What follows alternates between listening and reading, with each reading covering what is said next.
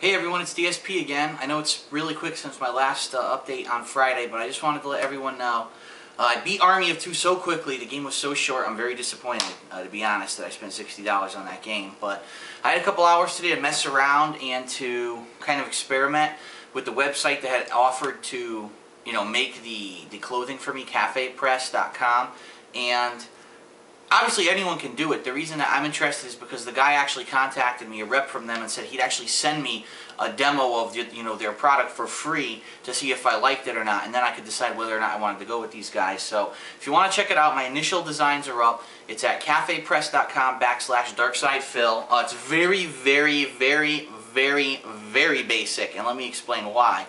They only give you very limited range of what you can do. For example, on a t-shirt you can only do a 10-inch by 10-inch block on the front of the t-shirt and on the back. And you can only do that on white t-shirts. On colored t-shirts you can only put stuff on the front, nothing on the back, which is kind of retarded in my opinion. I don't know why they did that, but that's what they did. And so you're going to see I got hundreds upon hundreds of suggestions from everyone over the past day since I put up that channel update video, so thank you very much for everyone who responded. I tried to put some of my most popular sayings and most requested things on some of the initial shirts. Let me know what you think. A lot of people are already asking me, Phil, you got screenshots, you've got, Lugging Up from Fallout 3's up there, you got Ryu throwing a fireball, is that all legal? The answer is I don't know. I have to talk to the guy from CafePress this week when he's obviously in the office and get those kind of answers. Being that they're screenshots, we might be okay. It might only be if you take official artwork and do something with it. I don't know. I have to get those answers, but take a look, see if you're interested. And by the way, the shop is live, so if there's something there that you really like, you can go ahead and buy it. But like I said, I haven't personally seen the products yet. If anyone has used CafePress in the past and wants to send a respond to this video to tell everyone what the quality's like, if they're worth going with or not, let us all know. The only reason, like I said, I'm demoing them is because number one, it's completely free to me, so there's no loss to me, and number two, they are, the guy actually contacted me and offered to send me something for free, which is pretty cool of him to say, I have confidence in my product, I'll send you a demo product for free, get some designs up, which is exactly what I did this weekend. So check that out. So what are my plans now? Well, first of all, thank you to everyone who did send logos and things. My plan is to hopefully get as much as possible. Now, a lot of graphic designers and people are saying they're working on stuff. Be aware the CafePress is so limited, you're not going to be able to get a big-ass design going around the shirt or anything like that. It's just that 10 by 10. So if you can get a really cool logo, something really snazzy or something like that, that's going to be it. I did get a couple good things. I did get some feedback. Some people who have designed stuff for me before, like my channel background, have contacted me, and they're going to be working on stuff. So some good stuff coming up. If anyone knows a different website that does the same thing where they can give merch but it's free, let me know, because right now CafePress, it's the only one I really know about, and I don't have any money to front, a first production run of 1,000 shirts or anything like that. So I need to have a place that does it at no cost to me like CafePress does. I want to say thank you to Eddie Brock Venom, I believe was his name. He actually sent the picture, which was that naughty nightwear picture that you'll see on a couple shirts there, and on the boxer shorts, which is pretty funny. And then special thanks to Benjamin.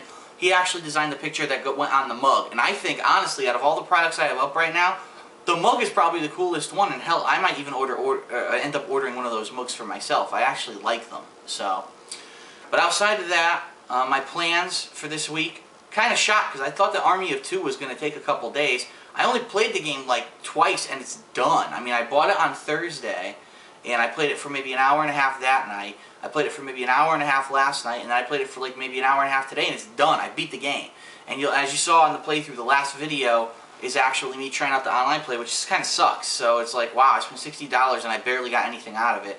I'm on the fence as to what I'm going to do over the next week. I could do a couple things. I could go play games like Modern Warfare 2 online, Left 4 Dead 2 again, mess around with those. Or I could get Dark Void, which comes out on Tuesday, and I could try that game.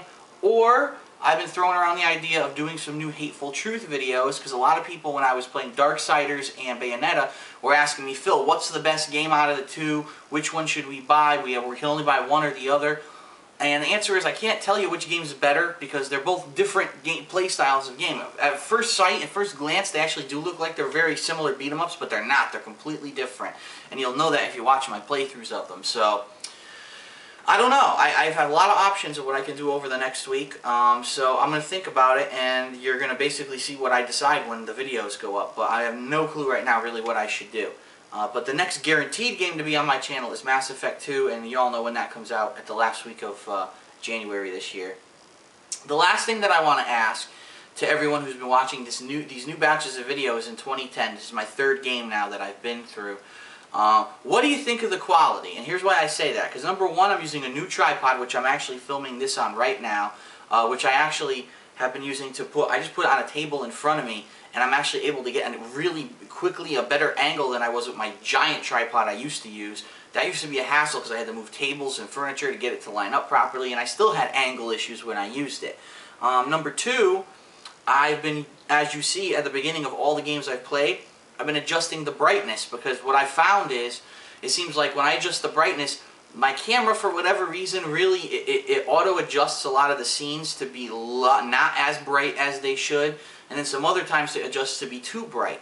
But overall, from what I've seen from the footage of 2009 that I've watched back on YouTube, 9 times out of 10 it looked like the scenes were a little bit too dark, especially in a game like maybe Fallout 3, where you're inside these dark areas, you can't really see what's going on. So what I decided to do is pump up the brightness on all the games that I've been playing to see how that would affect my videos. And for the most part, from what I've seen, I've been watching a couple of these now, I think they look pretty damn good. I actually thought Darksiders looked really good.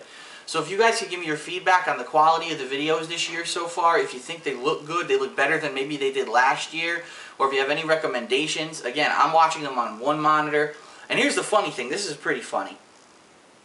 My friends were over one day, and a couple of them hadn't seen some of my Hateful Truth videos, so I wanted to show them to them, but rather than put them on my computer monitor, I actually just streamed them over to my Xbox 360 and played them on my big screen TV.